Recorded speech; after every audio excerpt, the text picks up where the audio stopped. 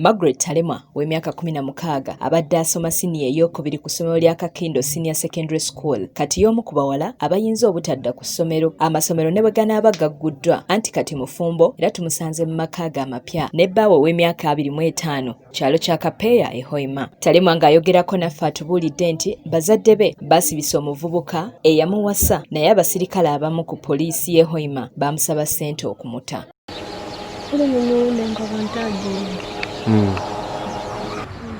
Bakola bata polisi wakaikiraniza polisi nka polisi yanka ya Hoima. Talema si ye yekka ali omu ku bawala 2,372 abagambibwa okubanga be bafunye embuto mu disitulikiti okuli Kitugumu, Ngora, Kyegegwa, Kasese ne Lyantonde mu kiseera ky'omuggalo.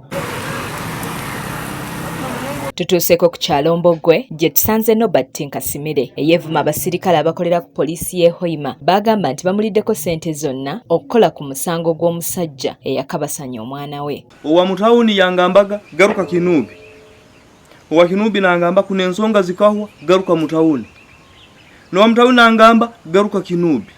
Ati ng'omuntu nyayika kujua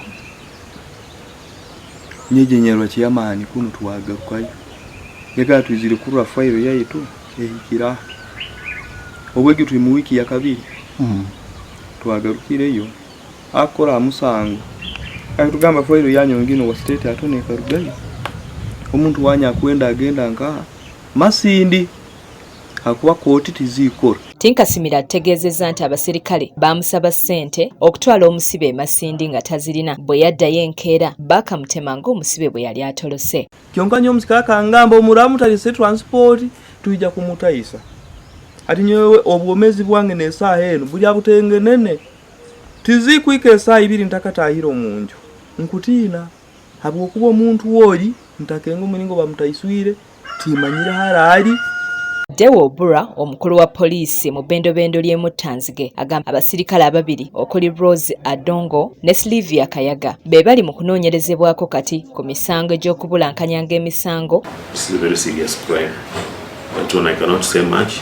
Since I've gotten the details, I will look into it and ensure that the officer or officers who will be implicated in this will have to face it and they know the consequence. Ayongeddeko nti n'abazadde nabo basudde obuvunaanyizibwa bwabwe. It is community that has relaxed. The parents have relegated their responsibility to other persons, and unless we correct that, we are going to end with a society that will have no direction to take. Ku ddwaliro lya Hoima ekkulu ebitabo biraga nti abaana 2 abali wansi w'emyaka 16 be bafunye embuto okuva mu mwezi ogwokusatu omwaka guno. Meya wa munisipaali y'e Hoima Mary Grace Mugasa agamba n'abaana abatembeeya ebintu beeyongedde ku nguudo mu kaseera kano. Iwe omuzaire okuba olinka habakino osindikiriza omwana muto atunda ebintu kandi n'abitunda obwire bugenze. Ekando ndika kusangwa amusikiriza na mutwara omunju namugamba ijja nkuhere kuno ssente. Omwana wawo okuba omutegekereki ekandi kakusangwa omwana ogwo atunga obulemeezi bakamusaddaka abazaire leka twekambe. Ebitabo bya poliisi mu ggwanga lyonna biraga nti abaana 110 kuva mu disitulikiti ez'enjawulo nga ne Hoima bw'ogitwalidde be batuusiddwako ogw'obuliisamaanyi era abalala 128 we twogerera bafumbo.